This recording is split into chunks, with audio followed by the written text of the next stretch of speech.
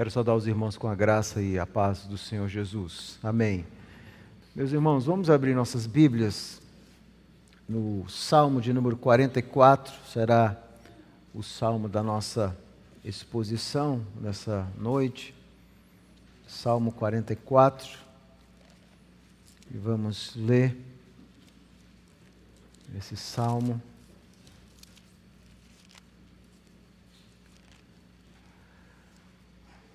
Salmo 44, a palavra de Deus diz o seguinte. Salmo 44. Ao mestre de canto dos filhos de Corá, salmo didático. Ouvimos, ó Deus, com os próprios ouvidos, nossos pais nos têm contado que outrora fizeste em seus dias, como por tuas próprias mãos desapossaste as nações e os estabeleceste. Oprimiste os povos e aos pais deste largueza, pois não foi por sua espada que possuíram a terra, nem o seu braço que lhes deu vitória, e sim a tua destra e o teu braço e o fulgor do teu rosto, porque te agradaste deles. Tu és o meu rei, ó Deus. Ordena a vitória de Jacó. Com o teu auxílio vencemos os nossos inimigos, em teu nome calcamos aos pés os que se levantam contra nós.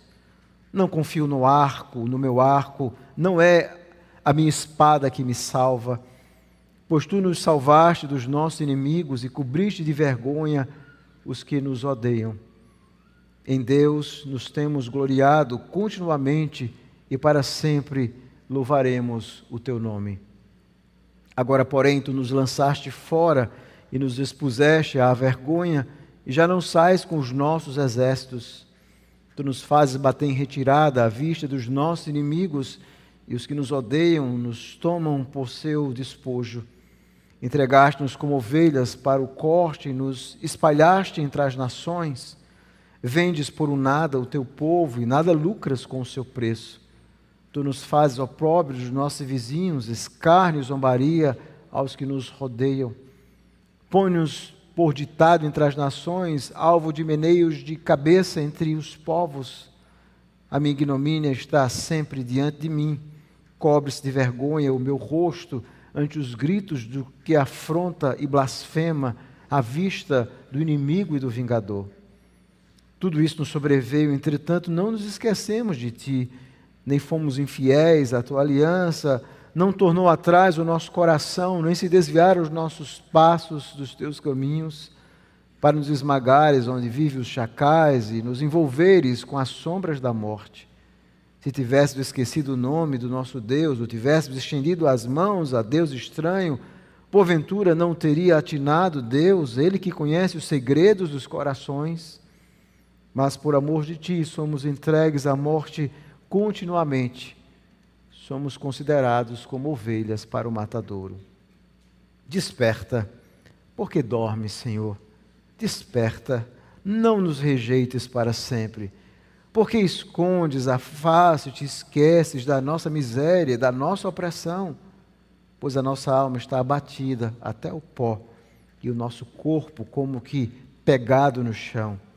Levanta-te para socorrer-nos e resgata-nos por amor da tua benignidade. Amém. A bendita palavra do Senhor. Vamos orar. Senhor, nós bendizemos e louvamos o teu nome nesse momento. Como teu povo, nós nos colocamos em tuas mãos, rogando a graça, a misericórdia, a bondade,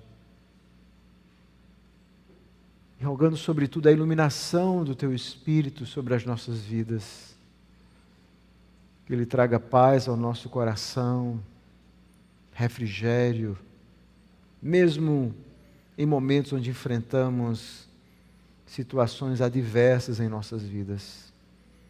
Que o teu bondoso Espírito seja de fato aquele que dirige as nossas vidas pela palavra, que Ele fale, que Ele converta, que Ele traga mudanças profundas em nós. Essa é a nossa oração, em nome de Jesus. Amém. colisão. Nós conhecemos muito bem essa palavra. Geralmente nós falamos de colisão quando duas coisas se chocam, duas coisas que parecem serem forças. Às vezes nós falamos da colisão de um carro ou uma colisão de ideias.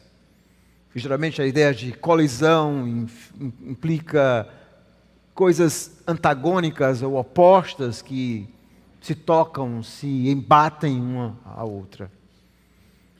E quando nós lemos esse texto, essa é a palavra que vem à nossa mente, uma colisão, uma tensão. Por um lado, nós temos um salmista que começa o salmo mostrando toda a sua fé em Deus, toda a sua confiança em Deus, declarando a sua fé em Deus. E o salmo começa assim, do versículo 1 até o versículo 8. O salmo começa exatamente com uma linda e uma belíssima declaração de fé. Mas logo em seguida, a partir do versículo 9, parece que há uma dissonante, uma nota errada. Parece que algo acontece no salmista, onde ele vai mostrar a realidade concreta dos fatos, do sofrimento, daquilo que eles estão enfrentando. Por um lado, aquilo que eles acreditam de Deus, o seu credo, a sua fé, a sua confissão. Outra coisa é aquilo que eles estão experimentando de forma real, concreta, enfrentando o sofrimento. O salmista está expressando essa confissão, essa tensão, aliás, entre o credo e os fatos. E talvez você esteja experimentando uma situação semelhante, onde aquilo que você crê em Deus, você expressa a sua fé em Deus, mas de repente você se vê enfrentando situações terríveis, adversas. Parece que é uma colisão de ideias. Será que Deus se escondeu de mim? Onde é que Ele está? Por que Ele parece tão ausente? Por que quando a vida se torna às vezes insuportável, porque Deus parece não estar fazendo nada?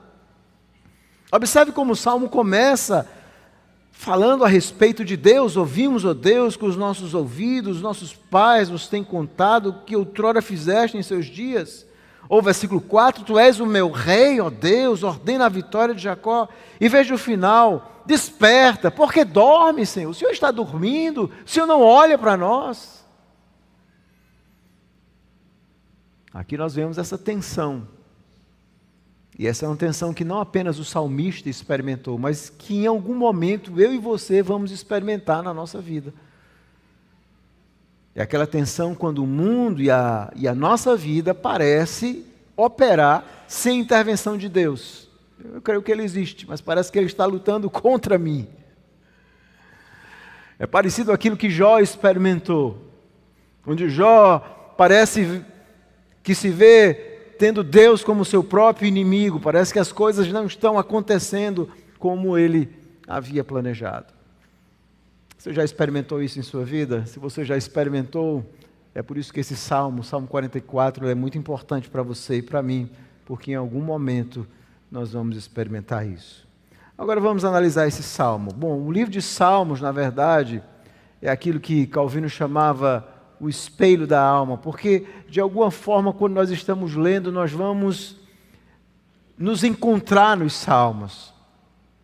Nós vamos ver que a experiência dos salmistas muitas vezes são as nossas experiências, são pessoas reais e concretas como nós, que abrem a sua alma, o seu coração diante de Deus de forma sincera e honesta, como no Salmo 44. Então os salmos eram nada mais, nada menos do que um saltério, era o livro, o inário do povo de Deus da antiga aliança, onde eles cantavam esses salmos. Na verdade, nós temos 5 livros de salmos. E esse Salmo 44 faz parte do livro 2. O livro 1 é do Salmo 1 até o Salmo 41. E há algumas características desse primeiro livro em relação ao segundo livro. O primeiro livro vai terminar exatamente com uma doxologia. Se você observar no Salmo 41, versículo 13, termina com uma doxologia dizendo: Bendito seja o Senhor Deus de Israel, da eternidade para a eternidade, amém e amém. Então, de fato, há um término do livro 1, E o livro 1 é um livro que se concentra muito em Davi. 37 salmos do livro 1 são compostos por Davi, dentre esses 41. No livro 2 nós temos apenas 18 salmos davídicos, menos salmos. E há um grupo de salmos chamado os salmos dos descendentes de Corá, que vai exatamente do Salmo 42 até o Salmo 49. É um grupo de salmos desses descendentes de Corá. E Corá era um grupo levítico importante que foi constituído por Davi. Eram cantores do templo, sacerdotes, que tinham essa função de entoar cânticos e que não apenas entoavam, mas também compunham alguns cânticos. E o Salmo 44 é um desses cânticos.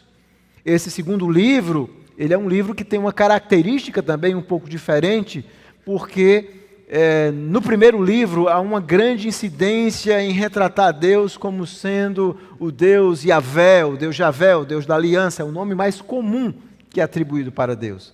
Nesse segundo livro, ainda que a palavra Yahvé apareça, mas Deus é retratado, sobretudo, como Elohim, como Deus poderoso.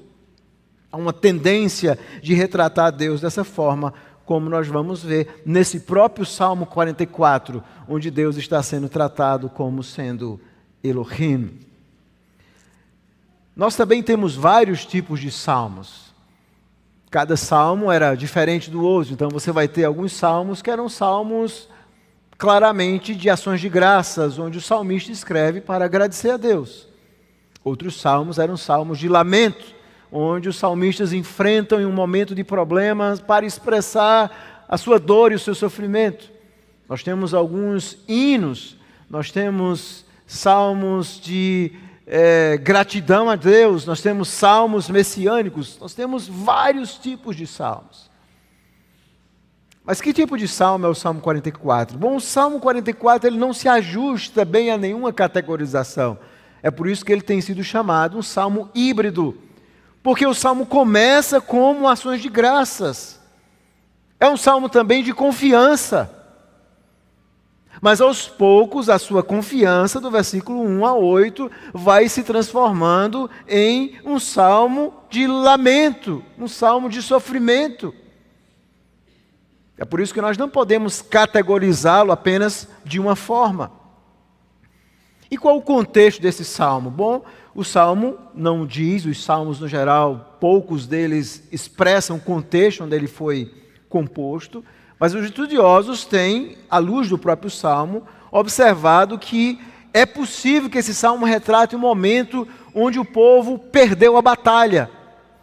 Era muito comum, nesse contexto bélico de guerras, onde Israel enfrentava outras nações, e todo o contexto aqui expressa uma nação derrotada, uma nação que havia perdido batalhas. E talvez esse seja o contexto para a composição do Salmo 44. Agora, qual é a estrutura do Salmo 44? Acompanhe comigo. Ele tem uma estrutura bastante clara de 5 partes. É muito lógico o Salmo. Primeiro, você vai observar que do versículo 1 a 3, o salmista relembra a ação de Deus no passado. Do versículo 1 a 3, ele está lembrando o que Deus havia feito. Ele está lembrando a história da redenção. Versículo 1 a 3. Depois do versículo 4 a 8, eles declaram a confiança presente. Eles declaram a sua fé em Deus, o salmista, hoje. Ele está declarando a sua fé em Deus hoje, do versículo 4 a 8. Do versículo 9 a 16, aí nós temos esse contraste com os fatos, com o sofrimento. Então, o versículo 9 a 16 vai apresentar o sofrimento do povo. Eles estão vivendo um contexto de sofrimento, de derrota. Versículo 17 a 22, o povo vai clamar a Deus, mostrando a sua inocência pactual. É interessante isso do Salmo, porque geralmente quando o povo está sofrendo, é muito comum uma atitude de confissão de pecado, mas não é esse o caso. Aqueles assim, Senhor, nós estamos sofrendo, mas nós continuamos fiéis a Ti. Versículo 17 a 22, eles vão mostrar a sua inocência pactual. Estão sendo fiéis apesar da luta. E por último, versículo 23 a 26, o Salmo conclui com uma oração por livramento. Eles estão clamando para que Deus, então, os livre. Versículo 23 em diante. Desperta, Senhor, desperta, nos livra dessa situação. Então, o Salmo tem 5 partes muito claras. Qual é a ideia central, se nós pudéssemos resumir a tese, o argumento desse Salmo, e que será também o tema do sermão? A tensão da fé, quando o que cremos colide com a realidade dos fatos. A tensão da fé, quando o que cremos colide com a realidade dos fatos. E há 5 ideias, como nós vimos. Primeiro, a declaração de fé baseada na história passada, versículo 1 a 3. Segundo, a confissão de fé em Deus baseada no presente, versículo 4 a 8. Terceiro, o sofrimento e desgraça presente, 9 a 16. Quarto, o clamor de inocência pactual, versículo 17 a 22. E por último, a oração por livramento. Então vamos analisar em primeiro lugar a declaração de fé na história passada. Veja como o Salmo começa. Observe que o salmista está relembrando aquilo que ele ouviu. E quando nós fazemos parte do povo de Deus, nós naturalmente nos lembramos da história da redenção. Deus nos inclui dentro de uma aliança gloriosa e dentro de uma história maravilhosa da redenção. E ele então está lembrando: ouvimos, ó Deus, com os nossos próprios ouvidos, nossos pais nos têm contado o que outrora fizeste em seus dias. Então, o salmista começa a retratar o que Deus havia feito. E o ponto aqui do Salmo é aquele momento quando Deus tira o povo do Egito, liberta Israel e os leva à terra prometida. E eles então estão lembrando disso. Os pais, ou seja, aqueles que vieram antes deles, contavam essas histórias. E algumas dessas histórias possivelmente já estavam escritas, já existiam partes do Antigo Testamento escritas aqui. Então eles liam essa história, eles ouviam, eles se sentavam, possivelmente os pais contando a história do Mar Vermelho, a história da batalha de Josué, o povo entrando na terra prometida, quantas coisas maravilhosas. E ele então está lembrando disso.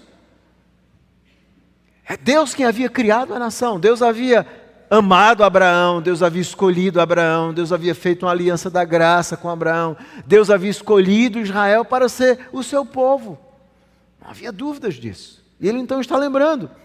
Versículo 2, como por tuas próprias mãos desapossaste as nações e os estabeleceste. Ou seja, Deus, através da sua, obviamente, foi o povo que batalhou, foi eles que tiveram que guerrear, que enfrentar as nações, mas eles disseram assim: mas nós sabemos que aquele pequenino povo jamais teria entrado nessa terra prometida, se não fosse a mão do Senhor. Foi a mão do Senhor. Eles estão reconhecendo isso. Como por tuas próprias mãos, quem tirou aquelas nações e colocou Israel naquela terra prometida, ele está dizendo, foi o Senhor. É a mão de Deus.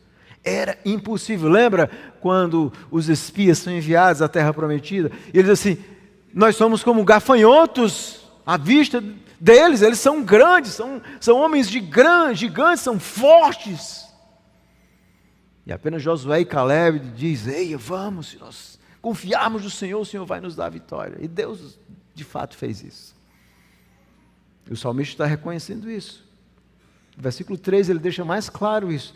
Pois não foi por sua espada que possuíram a terra, nem o seu braço que lhes deu vitória, e sim a tua destra, o teu braço e o fulgor do teu rosto, que é uma expressão para a graça de Deus, porque te agradaste dele. Foi a graça de Deus.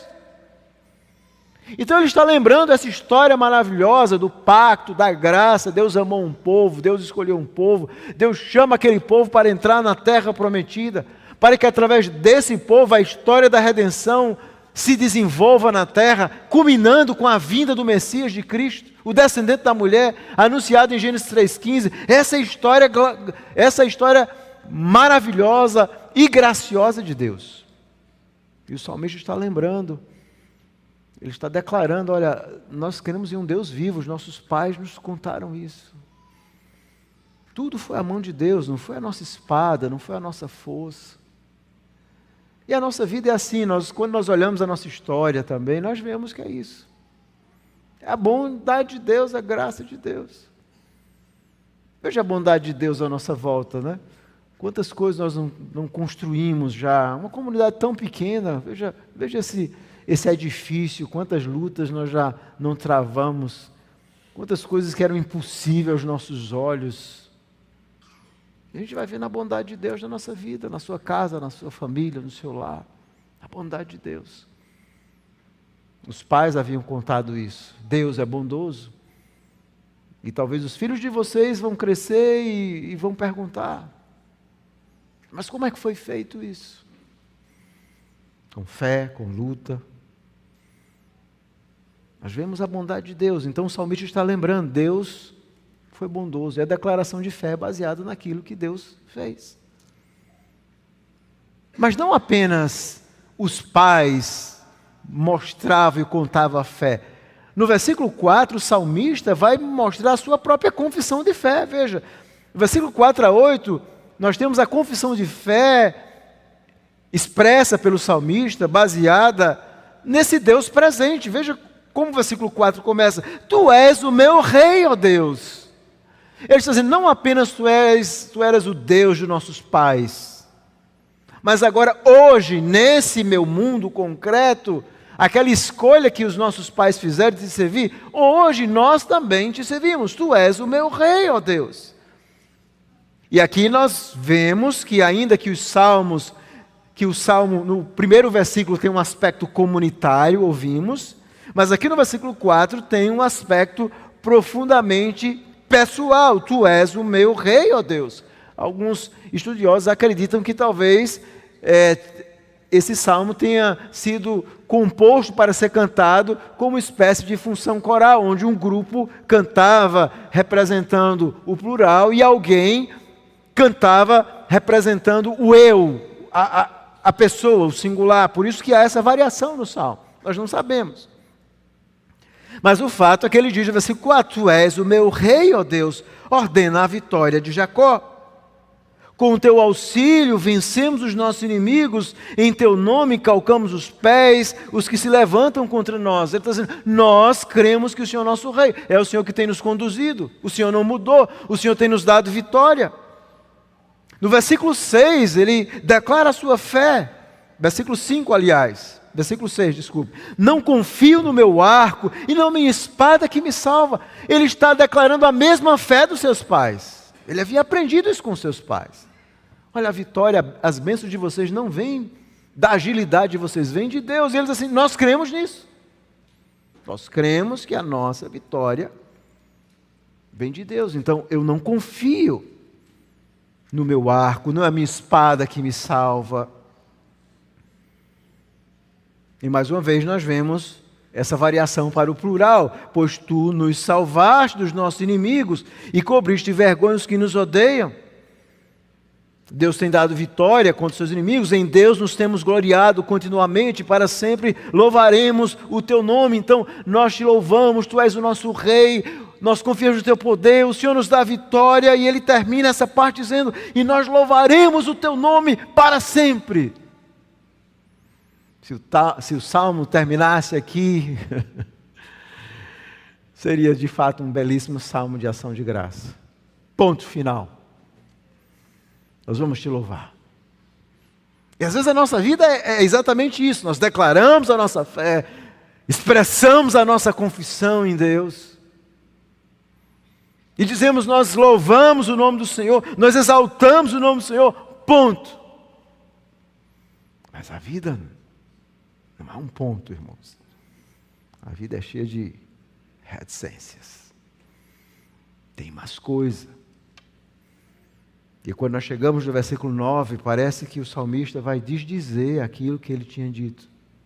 Mas ele não está dizendo absolutamente nada. O salmista está expressando apenas o que está no seu coração. Ou seja, a fé dele era real. Mas os fatos, aquilo que ele estava enfrentando, que a nação estava enfrentando, de derrota, de sofrimento, também era real e ele quer expressar. E é por isso que o versículo 9 começa com uma nota errada. Parece que o Salmo dá uma volta, parece que toda a confiança dele vai embora. Veja como é que o Salmo começa. Agora, porém, tu nos lançaste fora e nos expuseste à vergonha e já não sais com os nossos exércitos. Agora parece que o Senhor nos abandonou. E é por isso que nós estamos perdendo, é por isso que nós não temos mais vitória diante dos nossos inimigos. Versículo 10, tu nos fazes bater em retirada à vista dos nossos inimigos, e os que nos odeiam nos tomam por seu despojo. Eles estavam perdendo as batalhas. E o versículo 11 parece ainda ser mais forte, porque parece que é um contraponto em relação ao Salmo 23, não é? O Salmo 23 é um salmo de confiança, diz que o Senhor, meu pastor, Ele não me faltará. E o Salmo 23 mostra exatamente o cuidado de Deus em relação ao seu povo. Agora veja o versículo 11 desse salmo, leia comigo. Ele diz assim, entregaste-nos como ovelhas para o corte e nos espalhaste entre as nações. O Senhor é como um pastor que vendeu as suas ovelhas, entregou as suas ovelhas, e é por isso que nós fomos espalhados, é por isso que nós estamos perdendo. Obviamente, nós sabemos que isso tem a ver com o pecado da nação, com o juízo pactual de Deus sobre a nação de Israel. Mas há um fato importante, é que quando Deus traz juízo sobre uma nação, sobre um povo, muitas vezes aqueles que vêm depois e que são justos e santos ainda precisam lidar com as consequências do juízo passado. E eles estavam enfrentando isso. Versículo 11 diz assim, entregaste-nos como ovelhas para o matadouro. Versículo 12, vendes por um nada o teu povo e nada lucras com o seu preço. O Senhor, ao invés de ser um pastor que cuida, está nos vendendo para as nações. E aqui, essa linguagem é forte, mas aqui o que o salmista está fazendo é a mesma coisa que Jó faz, meus irmãos, em alguns momentos da nossa vida. Não adianta falsear o que está no seu coração diante de Deus. Você precisa ser honesto, mesmo que você não esteja certo, mesmo que você não tenha razão. Mas ele está expressando como ele se sentia. E o versículo 13 acompanha e diz assim, tu nos fazes opróbrio dos nossos vizinhos, escárnio e zombaria aos que nos rodeiam, pões-o por ditado entre as nações, alvo de meneios de cabeça entre os povos. Menear a cabeça é literalmente quando você diz, esse povo aí foi abandonado por Deus. E o salmo continua, versículo 15, quando diz, a minha ignomínia está sempre diante de mim, e aqui mais uma vez o salmo volta para o pessoal, para o eu. O tempo todo essa variação do coletivo e do pessoal. A minha ignomínia está sempre diante de mim. Cobre-se de vergonha meu rosto, ante os gritos do que afronta e blasfema à vista do inimigo e do vingador. Aqui ele está expressando o sofrimento, a desgraça presente do seu povo. Eles estão sofrendo, eles estão perdendo as batalhas. Eles estão se sentindo que Deus aparentemente não está cuidando deles. Não está sendo o pastor que deveria ser. Estão reclamando. Estão dizendo, Senhor, o Senhor está nos vendendo, na verdade. É por isso que esse salmo é chocante, porque a fé, a declaração de fé, a confissão de fé está colidindo com os fatos. Isso acontece também na minha vida e na sua. Em algum momento, o Deus que é bom, que é justo, verdadeiro, que é o Deus da providência, o Deus que nós dizemos todas as coisas cooperam para o bem daquele que ama a Deus, é verdade, mas na nossa mente é apenas as coisas boas que cooperam. Mas em meu sofrimento, a dor, as situações adversas, será que nós mantemos a nossa declaração de fé? E aqui o salmista está abrindo o seu coração diante de Deus, dizendo como ele se sente verdadeiramente. Em uma palavra, eles estão se sentindo abandonados por Deus. Esse é um sentimento duro, difícil. Como Jó sentiu. Como João Batista, quando estava lá na prisão e manda perguntar a Jesus Cristo. Possivelmente experimentando isso. É o Senhor mesmo ou vamos esperar outro? Esse sentimento que nós sentimos em muitas situações adversas da nossa vida, irmãos. E o salmista, diferente de nós, ele está abrindo o seu coração diante de Deus, expressando isso de forma sincera e concreta. Ele está dizendo como ele e a nação se sentiam. Parece que nada estava cooperando para o bem, parece que todas as coisas estavam cooperando para o mal. O que nós fazemos quando parece que Deus luta contra nós? Como nós devemos agir? E você pode imaginar, bom, ele já abriu seu coração, então a partir do versículo 17 ele vai reconhecer que eles tinham pecado e que por isso era a mão de Deus que estava trazendo juízo, não nesse salmo. Porque o versículo 17 a 22 vai mostrar exatamente um clamor, onde eles expressam inocência pactual, pelo menos aquela geração. E eles dizem o seguinte, versículo 17, tudo isso nos sobreveio, entretanto não nos esquecemos de ti, nem fomos infiéis à tua aliança. Veja que coisa maravilhosa. Nós estamos sofrendo, nós nos sentimos abandonados, nós sentimos que parece que o Senhor não é o nosso pastor, muito pelo contrário, parece que o Senhor é um mercador que nos vendeu. Mas nós ainda somos fiéis à aliança, ao pacto, nós somos o teu povo. E ele continua. Não tornou atrás o nosso coração, nem se desviaram os nossos passos dos teus caminhos. Mesmo nessas horas escuras, mesmo nesse sentimento de abandono, ainda assim nós nos mantivemos fiéis a Ti, Senhor.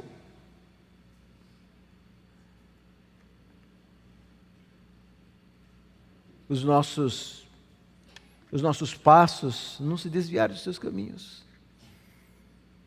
E o versículo 19, para nos esmagares, onde vivem os chacais, e nos envolveres com as sombras da morte. Mas parece que quanto mais nós buscamos, e parece que quanto mais nós tentamos ser fiéis, mais o Senhor nos levou para os chacais e para o vale da sombra da morte. Parece que a morte fez sombra para nós.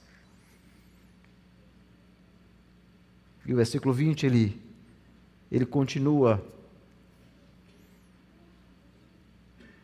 Se tivéssemos esquecido o nome do nosso Deus, ou tivesse estendido as mãos a Deus estranho, porventura não teria atinado Deus, Ele que conhece os segredos do coração.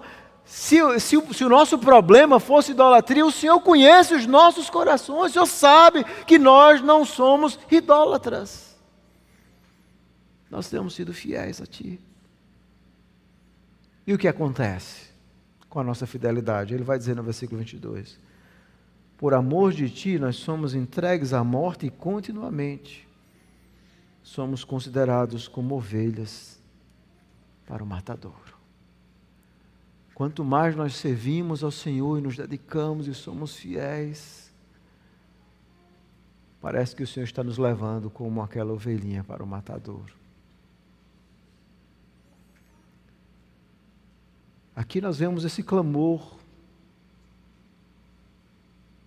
por inocência pactual, expressando, o Senhor nos conhece, mas nós somos fiéis. Observe que mesmo nessas horas difíceis do salmista, em nenhum momento ele diz assim, Senhor, eu vou me esquecer de Ti, eu não vou Te servir. Não. Mesmo nesses momentos escuros da alma, eles continuam dizendo, Senhor, nós continuamos Te servindo, nós nunca Te abandonamos. E o salmo então termina no versículo 23 a 26 com oração por livramento. O salmo termina com um grito. E a Aqui nós vemos o grito de uma alma que grita por si, grita pelo seu povo. É por isso que esse salmo tem essa intersecção entre o coletivo e o individual. Desperta, porque dorme, Senhor. Esse salmo parece contrapor o salmo que nós cantamos, não é? Que Deus não dorme, que não dormita o guarda de Israel. Deus não dorme, Deus não cochila o guarda de Israel. Nós gostamos de cantar esse salmo. E isso é verdade. Deus não dorme, Deus não cochila. Mas às vezes na nossa perspectiva, em meu sofrimento, quando a vida nos coloca em situações adversas, difíceis, na nossa perspectiva, Deus está dormindo.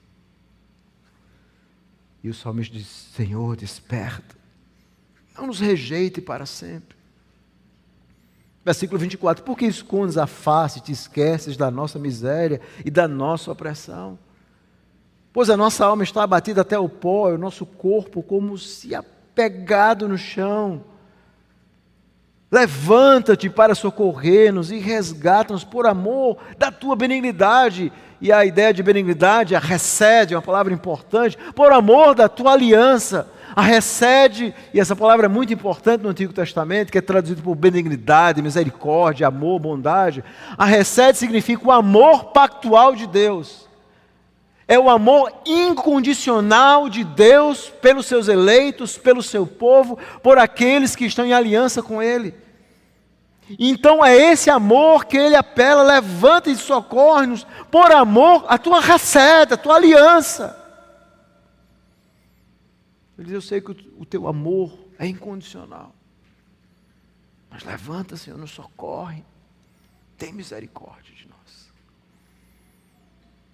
O que fazer, irmãos, quando a nossa fé, a nossa confissão colide com a realidade dos fatos? Em algum momento isso vai acontecer na nossa vida. Isso nos faz lembrar exatamente daquilo que William Cowper canta de forma maravilhosa, que Deus se move de forma misteriosa.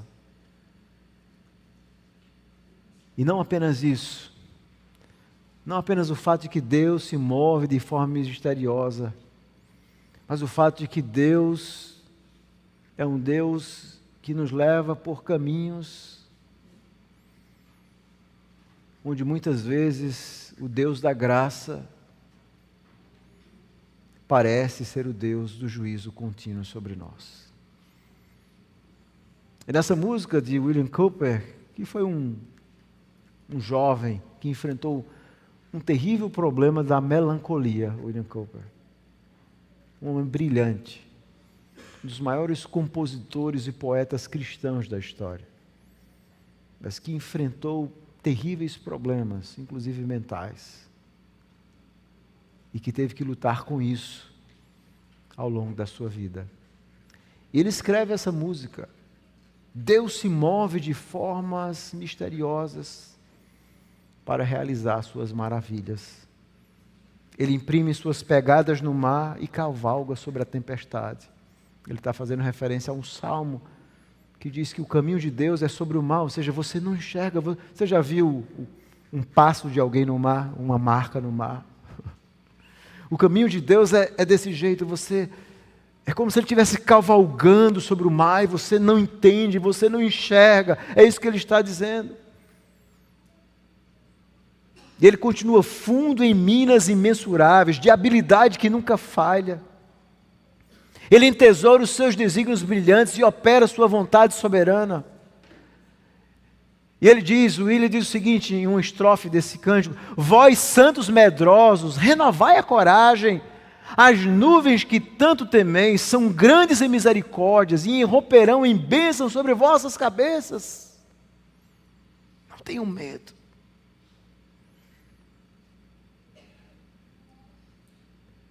Uma parte final, ele diz assim: o botão pode ter um gosto amargo, mas a flor será doce. A incredulidade cega certamente errará, e esquadrinha sua obra em vão. É quando você está experimentando isso, uma situação adversa, Você, ao invés de se voltar mais para Deus, você faz o que o ímpio faz, você se torna mais incrédulo. E é isso que ele está dizendo, a incredulidade cega certamente errará, porque está esquadrinhando a obra de Deus em vão. Nós não compreendemos muitas vezes o que Deus está fazendo na nossa vida, na vida do seu povo. E ele conclui dizendo, Deus é seu próprio intérprete. Ele o tornará claro. É Deus quem dá significado a todas as coisas, inclusive a nossa história. Embora nós não saibamos o que Ele está fazendo. Então foi dessa forma que Campo enfrentou essa tensão terrível, se agarrando na misericórdia, na providência de Deus. Então como é que eu e você enfrentamos essa tensão, que nós podemos chamar a tensão da fé, a confissão de fé? Ok, eu creio em Jesus Cristo, Ele morreu por mim, me comprou na cruz do Calvário. Mas tem os fatos reais e concretos, o sofrimento, a dor, a morte, o câncer, pessoas boas que sofrem, que morrem, crentes que ficam viúvos, pais cristãos que perdem filhos jovens. Como nós explicamos essa tensão terrível? Observe que essa tensão foi vivida também pelo nosso próprio Salvador, que foi justo, bom, reto, santo, que nunca pecou, que foi fiel ao Pai, mas que experimentou a dor e o sofrimento. Essa tensão é vista de forma gloriosa na cruz do Calvário. É lá onde nós vemos essa tensão. Um Salvador bom, justo, reto e santo, que não merecia estar ali, mas que experimenta em nosso lugar a justiça, a ira de Deus, para derramar o sangue pactual em nosso lugar, para nos ensinar um princípio importante. Eu posso não entender essa tensão, mas eu sei que o meu Salvador me comprou na cruz do Calvário, e Ele jamais me abandonará. E Hebreus 13:5 diz exatamente isso: eu nunca te deixarei, eu nunca te abandonarei. E a melhor forma de vencermos na nova aliança a tensão é nos lembrarmos desse Salvador, que enfrentou essa tensão. E nós vemos o Senhor Jesus enfrentando essa tensão de forma drástica lá no Getsêmani. Pai, se possível, passa de mim esse cálice. Ali é a tensão terrível. A fé no Pai que é bondoso, que é justo, mas que está levando ele como ovelha para o matadouro, meus irmãos. Ele fez exatamente isso com o seu próprio filho. Levou, como Isaías 53 diz, para o matadouro. Nós vemos essa tensão, não no grito desse salmista, mas vemos essa tensão em grau máximo no grito de Cristo: Deus meu, por que me desamparaste? Um Deus bom que está tratando o seu filho, como Paulo diz, como pecado em nosso lugar. Ele está experimentando a ira de Deus. E por quê? Para nós termos certeza que essa tensão é apenas aparente. Que independente dos caminhos que Deus está nos conduzindo, a certeza é que Ele nunca vai nos abandonar. E é por isso que as aplicações desse salmo são muito claras e evidentes. Como é que nós enfrentamos a tensão da fé? Primeiro, relembrando quem Deus é, lembrando dessa história gloriosa da redenção, na qual eu e você fomos incluídos na igreja de Cristo, na nossa união com Ele, na certeza da nossa fé. Nós vencemos essa tensão declarando a nossa fé como salmista em horas difíceis, amargas, quando nós nos sentimos abandonados. Nós temos que declarar a nossa fé. Eu confio no Senhor. Tendo paciência como Jó, como Tiago diz. E a paciência de Jó não significa que ele não lutou e abriu seu coração diante de Deus, não. Mas ele aguardou o agir de Deus, ele confiou, ele esperou. ele esperou o agir do Senhor. Nós temos que declarar nossa fé nas horas difíceis, como o salmista fez. Declarar a fé em Deus quando tudo está bem, não há sofrimento, não há dor, não há problema. Isso qualquer pessoa faz. Até um ímpio faz isso. Quando ele recebe algumas dessas bênçãos materiais, ele diz assim: Deus é bom demais. Compra uma casa, troca um carro, arruma um emprego, tem um filho. Mas na hora da morte nós vemos o desespero. Na hora do sofrimento não há esperança. Mas nós cristãos temos que declarar nossa fé nessas horas difíceis. Por um lado nós nos sentimos abandonados, mas mesmo assim nós declaramos a nossa fé. É assim que nós vencemos essa tensão, declarando a nossa fé nas horas difíceis. Mas em terceiro lugar, nós vencemos essa tensão abrindo o nosso coração com sinceridade. Nós temos que aprender com os salmistas isso, a sermos sinceros. Senhor, eu não estou entendendo. Senhor, eu estou sofrendo. Senhor, está doendo. Senhor, eu me sinto, parece que o Senhor não me trata como filho. Às vezes nós temos que abrir o nosso coração com profunda sinceridade diante de Deus, de forma respeitosa, sem pecar. Mas de fato, derramar o nosso coração na presença do Senhor, chorar na presença do Senhor, clamar pelo Senhor. É assim que nós vencemos essa tensão, abrindo o coração, mas mesmo assim confiando nele, descansando nele, e nos lembrando que ele está cuidando de nós.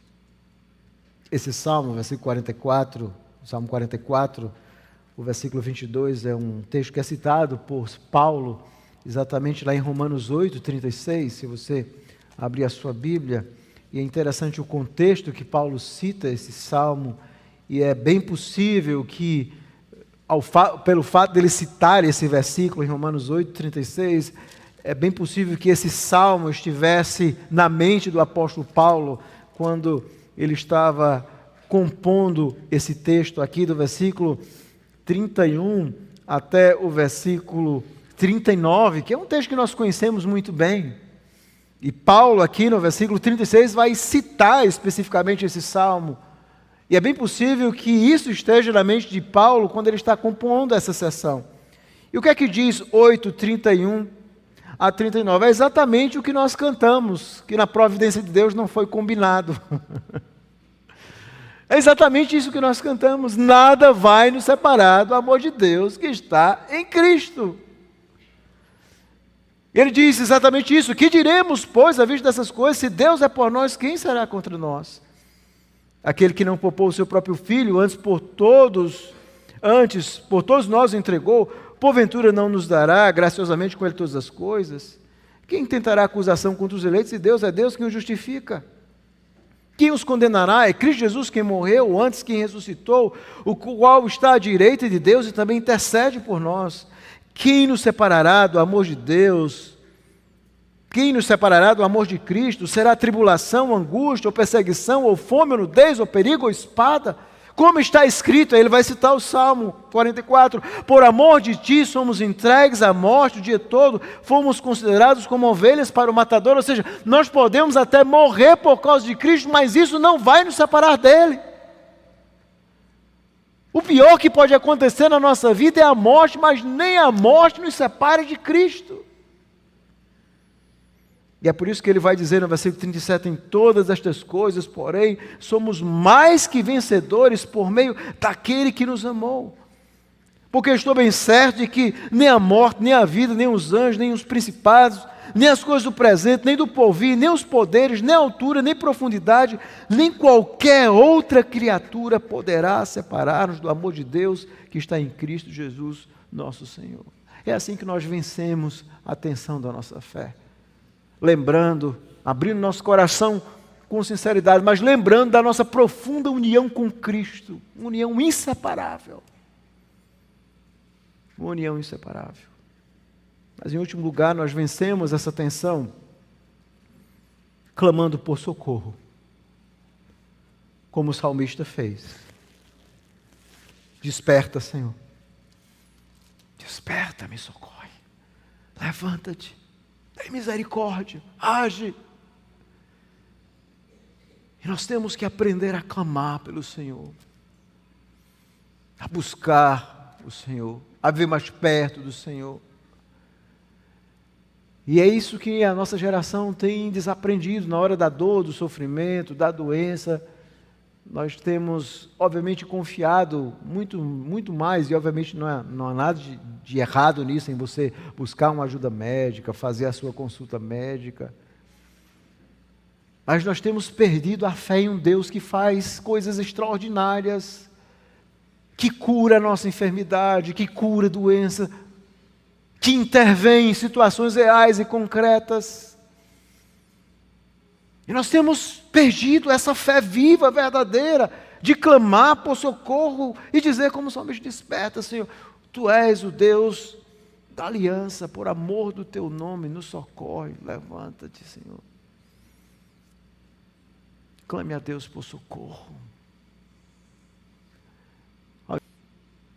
Entre a confissão de fé e o sofrimento e os fatos reais da nossa vida, um caminho muito comum é a murmuração,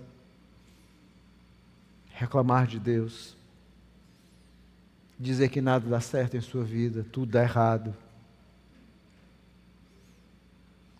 É você se sentir a pior pessoa do mundo, se sentir abandonado, ser dominado por maus pensamentos, se trancar em um quarto escuro achando que aquilo vai ser a solução do seu problema. Na verdade é uma idolatria terrível, você está isolando o mundo e olhando o mundo a partir de você mesmo.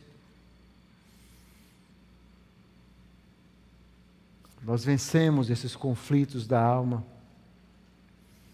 seguindo o caminho que o nosso Salvador nos ensinou. E esse salmista também, que foi inspirado pelo Espírito, nos ensina a vencer essa tensão entre fé e colisão com a realidade dos fatos. Que Deus nos ajude, irmãos, a vencermos isso. Para que nessa hora difícil, você se lembre que há um Deus vivo e verdadeiro, que nunca abandona o seu povo. Ele é o Deus que não dorme. Ele é o bom pastor. Vamos orar. Bendito Deus, louvado e exaltado seja o teu nome. Nós queremos te agradecer por esse salmo tão precioso que nos ensina profundas lições. E a nossa oração é que o Senhor, nessas horas amargas da vida, quando elas chegarem, nós nos lembremos dessas verdades profundas que aprendemos nessa noite. Não nos deixe, Senhor, seguir o caminho da incredulidade, da frieza espiritual, da apatia espiritual. Mas muito pelo contrário, que nessas horas difíceis nós possamos nos aproximar ainda mais do Senhor, crendo mais no Senhor, crendo que o Senhor é poderoso para fazer infinitamente mais daquilo que pedimos ou pensamos. Socorre aqueles que estão sofrendo, Senhor. Socorre aqueles que estão enfrentando lutas e conflitos interiores. Tem misericórdia do teu povo. Precisamos de Ti, da graça do Senhor. Tudo isso, Senhor, nós te pedimos em nome de Jesus. Amém.